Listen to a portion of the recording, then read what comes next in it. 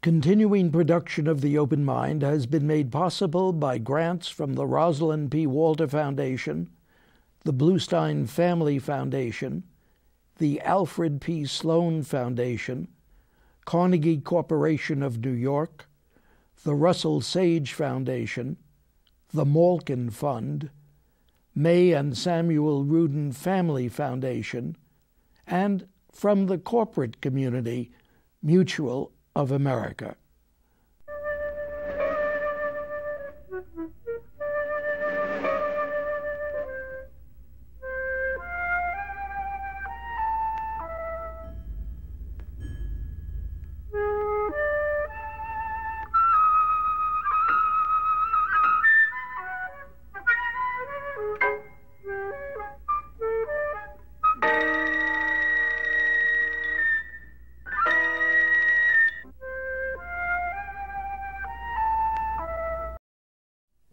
I'm Richard Heffner, your host on The Open Mind, and it was decades ago here at this table that the former head of one of America's greatest and most prestigious teaching hospitals told me that every sophisticated American should know that going to the hospital is bad for one's health. Well, I don't really know whether today's guest would agree, but hospital, best-selling writer, journalist, dear friend Julie Salamon's admiring, sad, funny, exhilarating, compassionate, frightening new Penguin press book about a year she spent with an unprecedented level of access to the inner workings of a modern American hospital, Maimonides Medical Center in Brooklyn, New York, may just provide a clue. Now, whenever Julie Salamon has joined me here on The Open Mind, I've insisted that the pen with which she writes simply must be made of a quill from the wings of an angel. It's true now. She writes beautifully. Tom Wolfe describes Hospital, my guest's new book, as this real, true-life drama of the barely controllable chaos that actually rules in a huge metropolitan hospital, written by one of America's best fly-on-the-wall reporters. And Dr. Jerome Groopman, the distinguished author of How Doctors Think, writes that in Hospital, my guest goes beyond the sharp conflicts of ego, culture, and competition in a hospital and finds a community still rooted in compassion and caring. A unique and revealing book that captures the tensions and triumphs of today's medicine. Which leads me to ask Julie Salamon how indeed these tensions and triumphs toed up for her. After all, after a year as a fly on the wall, I want to ask, does she think going to the hospital is bad for one's health? Julie? Well, I'm going to give you a terrible answer, yes and no, or rather yes or no, because we talk about the healthcare system. That's the big buzzword today. But the truth is, a healthcare system is made up of a lot of individual institutions and a lot of individuals within those institutions. And if you're lucky enough to go to an institution that's well run, and within that institution to be on a floor that's well run, and you find there the doctors and nurses that are doing what they're supposed to do, being in the hospital can be, I won't ever say a fun experience, but it can do what it's supposed to do, and most often does. However, if somebody doesn't do their job well, even if they do their technical job well, but then aren't compassionate, aren't treating you like a human being, it can be a terrible experience, either medically or psychologically. So you do come back to a shrug of the shoulder. I don't know. Depends upon whether you go to the good hospital with the compassion and care or not. Well, and I think that one of the things I see that hospitals, I think in a lot of ways, are in many ways better than they used to be. The big to-do is that they're worse. But in point of fact, medical care is better now in terms of advancing health than they used to be. But what's been lost in the equation is, like so much of our modern world, we can do more, faster, and better, but we're doing it so fast to get better that we forget why we're doing it. And I do think there are levels of healing and of care that fall between the cracks because there's no time.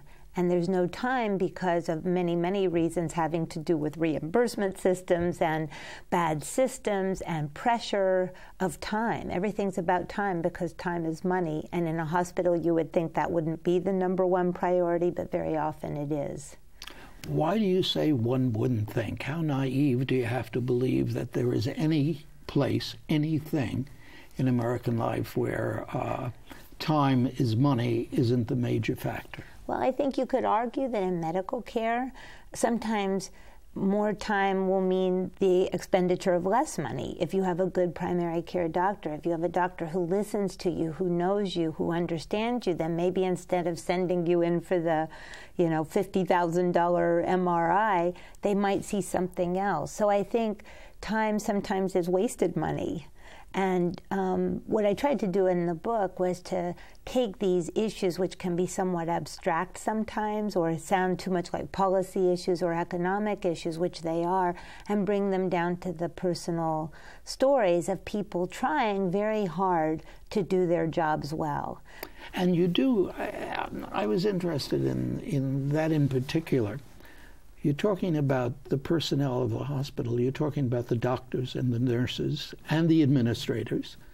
You're not talking so much about the patients. That was a deliberate strategy. I gathered that. And there were a couple of reasons. One, because the book was about hospital, and as crazy as it sounds, patients come and go. But all those other people you mentioned before, they stay. They are who the hospital is. And I feel we know a lot about patient stories. Many patients write their own stories. Doctors write stories about triumphs and failures with patients, and I feel there's a whole body of literature written by people who know better than I do on what that's like. But I felt very few of us understand what the institution is and really what the community of that institution is. And so writing about institutions is hard because they're institutions, but they're also made up of people. And I thought for me to see the dynamic of how people take responsibility, don't take responsibility, how they manage their lives and the world that they're operating in, which happens to be a world where people are often at the point of life or death, was very fascinating to me. Why in the world did Marty Payson and the others say yes to allow you to spend the year as a fly on the wall? Well, I could tell you all kinds of things about what a brilliant negotiator I am and how smart I am, but honestly, I believe a lot of it was luck. And my biggest point of luck, there were several pieces of luck. One piece of luck was that Pam Breyer, who's the president of the hospital, had read a couple of my previous books and had ideas of her own about writing a book someday. So when I sort of stumbled into Maimonides Hospital, she liked my work and she had her own desire to write a book, but she was busy running a hospital. That was one piece of luck. The second piece of luck, Marty Payson, who you mentioned, who's the chairman of the board of the hospital, comes out of Hollywood.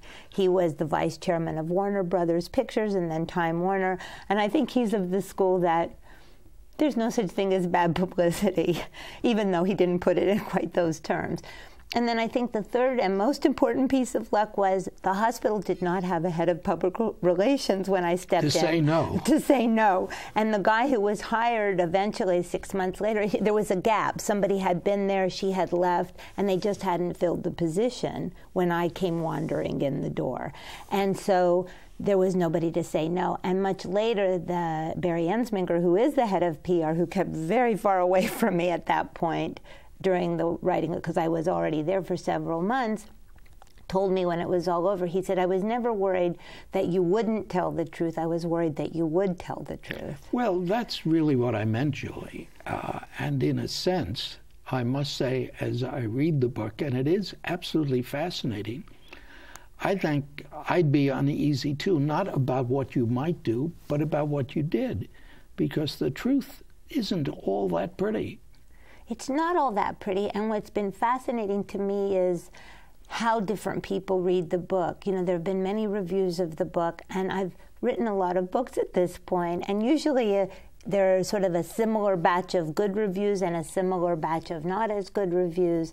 With this book, all of the reviews, whether they're good, indifferent, or the couple who were kind of mean, they have very different takes on it. And what I came to realize is that while this is a subject that terrifies and fascinates a lot of people, and it's very personal to them, because almost everybody's had an encounter, either personally or through somebody they love, with a hospital.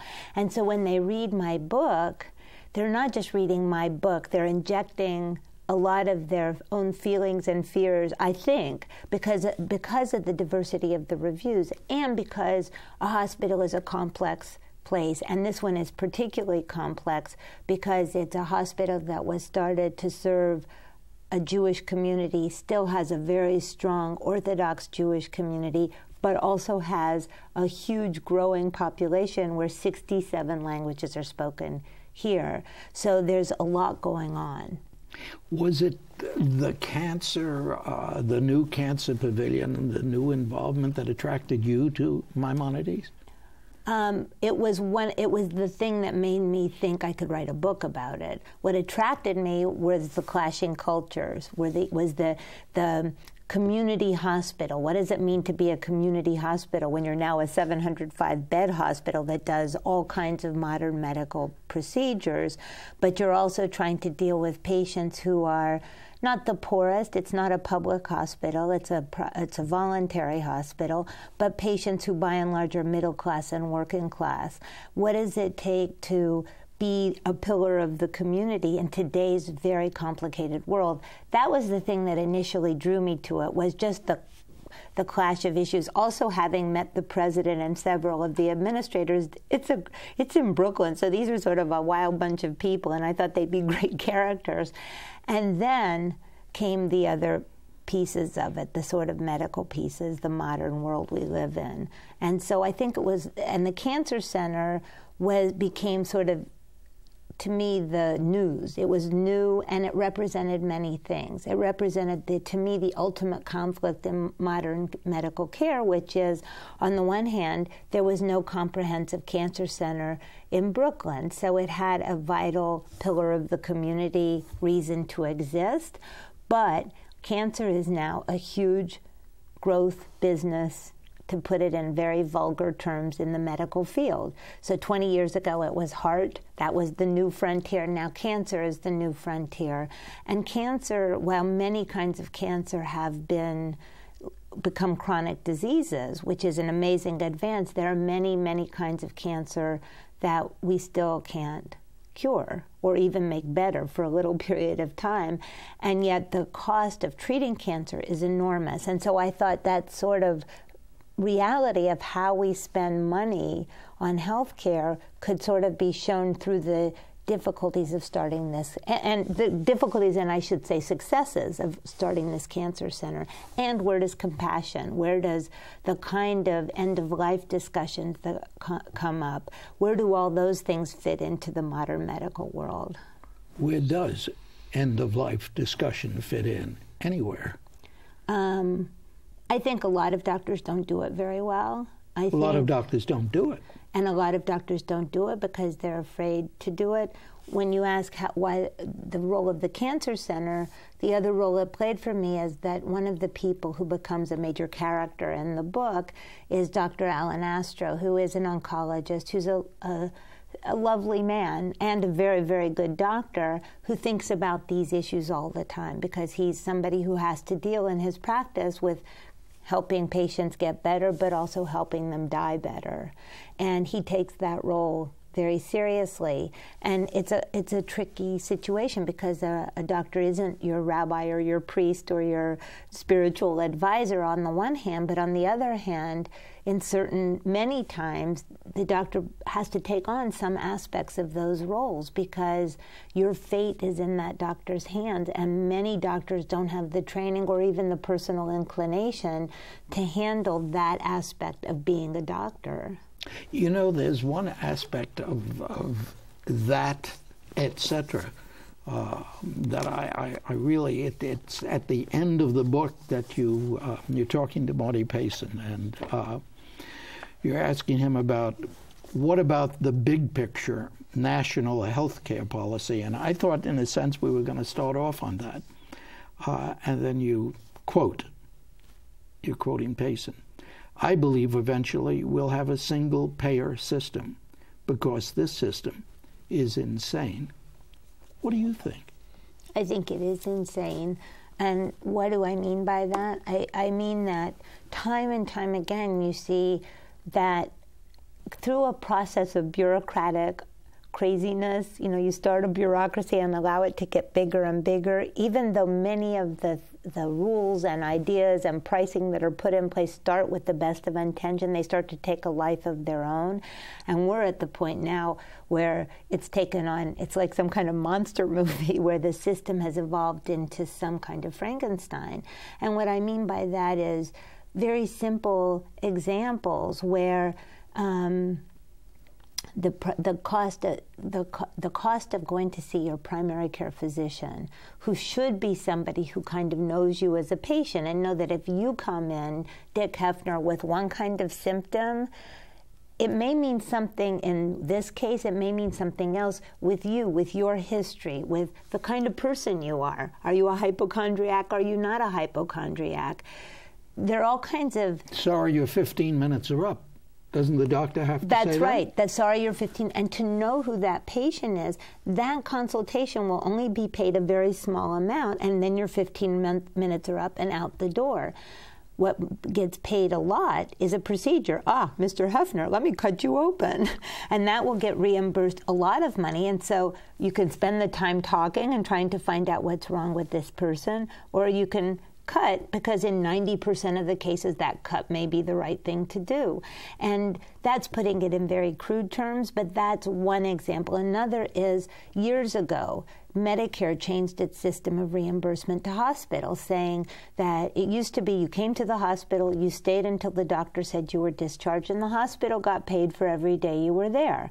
Then Medicare said there's abuse. So they said if you have X disease, you're allowed 6 days. If you stay 7 days, that's fine, but the hospital gets paid for 6 days, so out you go. Now, in many cases, that's good because hospitals are filled with germs and you'll get sick, and it's probably better to get out sooner rather than later. But sometimes you're not ready on the 7th day. And so there's a pressure to get you through the system, and that pressure affects everything. It affects the kind of care you get. It affects the thought process of the people, from the technicians to the surgeons. Everything has to be done fast, and speed is not always the best thing when you're trying to find out what's wrong with somebody. What's your solution? My solution is, I think, everybody's worried that if we have a single-payer system that we'll have a two-tiered medical system. Guess what? We have a two-tiered medical system now, because how many people do I know, including myself? My gynecologist years ago went off insurance. I still go to her. I pay for it out of pocket. And so it's a two-tier. If I couldn't afford to do it, I wouldn't do it. And many, many people I know do the same, or they pick and choose. I love this doctor, not on my insurance. This is the doctor I'll pay for out of pocket, but for something I'm not as worried about, I'll go to the one recommended by my insurance. And so I think if we had a single-payer system, but that's only the beginning, because you have a single-payer system, you still have to have cost controls, and that's what people don't want to accept, is that now it's a free-for-all. If you have certain insurances, you can get a zillion things done that will get paid for. If we have a single-payer system, there's going to be more tightening of cost, which I think is ultimately going to be a good thing, as much as it doesn't sound like it off the bat, because I think now, once you step into the medical industrial system, then the push to take more and more tests, irrational tests, giving colonoscopies. It just happened to a friend of mine. She had an 80-year-old mother who was on dialysis, on regular dialysis, and her doctor sent her in for a colonoscopy, and it did not have a good result. Was that really thinking through? Even though the protocol is colonoscopy every 10 years, don't you look at the whole situation of the patient? What do most of the doctors whom you dealt with over that whole year, the thoughtful ones, where are they? Where are their heads in terms of this single-payer system? I think all of them felt the single-payer system was a good first step. But then you need the second step. You need the second step of, okay, you have a single payer system. You cover everybody in the country. You have universal health coverage. That's something else people believe in, right? You have universal health coverage, but then who are the doctors who are going to take care of all the new people coming into the system? It's already happened in Massachusetts. They have universal coverage. You can't get in to see a doctor because there aren't enough of them. And I think this is an old drum I've been beating for a long time. I think we've lost the idea of public service. We've lost the idea of going into professions to serve a public need. I think many of the doctors and nurses I met felt that very strongly, and they felt the system was mitigating against it. Now, wait a minute, let me understand. Are you saying your experience over this year indicated that many or most doctors no longer have that public service? I feel they have that desire, but I feel it gets squeezed out of them little by little every day. By the system. By the system, by the fact that they can't spend enough time with patients, by the fact that they're ordering tests that they know sometimes are probably not necessary, but they're afraid if they don't order them, then malpractice, even though it's a tiny percentage of doctors ever get sued.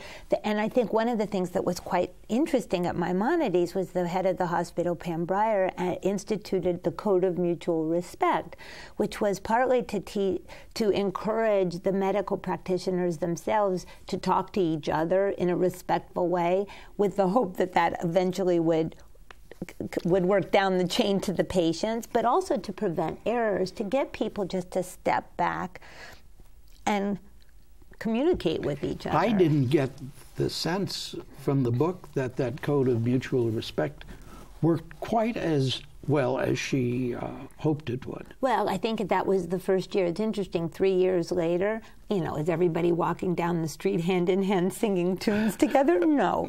But I do think it has raised the level of awareness. But I think until the system changes somewhat to give people a little bit more of the cushion of time, I think it's going to be hard to institute across the board. I will say something else. I also think we are a complaining people, the U.S. I think that we have, in many cases, I felt that the patients were also unreasonable many times, and I felt that people often don't cut each other any slack whatsoever. Impatient and unfair, perhaps, in their relationship with their physicians and with the other workers in the hospital? Yeah, I just think that everybody, look, you have to cut patients a lot of slack. They're scared, they're sick, so they deserve incredible amounts of leeway. Having said that, I think that there is a kind of, there's almost, I won't say hostility, but wariness on all parts. You walk in and everybody feels a little wary. And I think that it was amazing to me because time and time again in the course of the year, I saw wonderful interactions between patients and doctors, patients and nurses. And I would say in 95% of the time, those interactions were non-medical. But I think they made a huge difference in terms of how everybody felt about the system at the end of the day. But weren't the tensions to a large extent because of the neighborhood in which the hospital, you were the fly on the wall? That's what I would think, but as the book has been getting read by people around the country, I've been getting emails. I now have a website, so I can get instant reaction, and I've been getting calls and emails from people from all over the country saying, it may manifest itself in a slightly different way, but I feel these tensions. This same thing is happening here. The human condition? The human condition. The human condition. That makes me ask whether you ever could expect anything different, either from the nature of the payment system or from the nature of the doctors or from the nature of the patients. Absolutely, you can expect something different because you do see, as I said, even within one hospital, one floor could be wildly different from another floor because there's a nurse manager on a floor that looks at the situation and figures out a system with the same personnel, the same budget, that works better, that provides for spaces in time so that there's maybe an overlap of shifts so that people can talk to each other for 5 minutes before they hand off the patients, for Even the way people communicate with each other, to have meetings once a week to talk about some of these issues apart from medical issues, or how the medical issues are affected by a patient's sociological, their money issues. There are insurance issues. There are health issues apart from the thing that the person's in the hospital for, to give time for the doctors and nurses to actually discuss the patient in a different context than just quick, treat. And different floors made a difference. I do think that certain systemic changes, there can be changes in these systems to make them more human. You know, most of the doctors I know, when I ask them, what about Susie or Joey, their children, are you recommending that they become doctors? Quite the contrary. They say, if we could, we'd prohibit it. How did you feel about that? Would I want my children to be? Yeah. You know, I have the opposite feeling. I actually think that with all the troubles and all the difficulties of it, it's an incredible profession, that at the end of the day, in fact, a young nurse asked me that same question at a reading. She stood up and she said, everything you're saying, I'm in first year in nursing school, should I change? Should I drop out? I said, absolutely not. I said, let me tell you something, no matter what business you go in, you're going to come home at the end of the day fuming about something. You're going to be upset and angry. At least if you're in this profession, you have the chance to help people. I think that has something to do with the fact that your father was a physician. That's right. And he was under a lot of time pressure. We lived in a small town. He was the only doctor. He worked incredibly hard. I felt that with all the difficulties of his profession, it rewarded him in ways way beyond money. I think that it gave his life some purpose. And I felt that with many of the people here, that if you went beneath the complaining and the fetching and the, you know, the bad feelings about everything, and you really, and it happened over and over again, you would see a sense of pride and you would see a sense of fulfillment that people had. The sad part is they rarely have time to really bask in it, and society doesn't give it back to them. Well, you didn't become a doctor. You became a writer of beautiful, wonderful books. And again, as I do each time you do a book and we do a program, can't help but recommend Hospital by Julie Salamon. Thanks so much for joining me again today, Julie. Thank you. And thanks to you in the audience. I hope you join us again next time.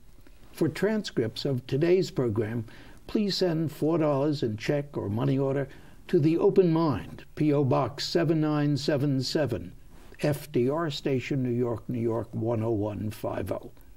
Meanwhile, as another old friend used to say, good night and good luck.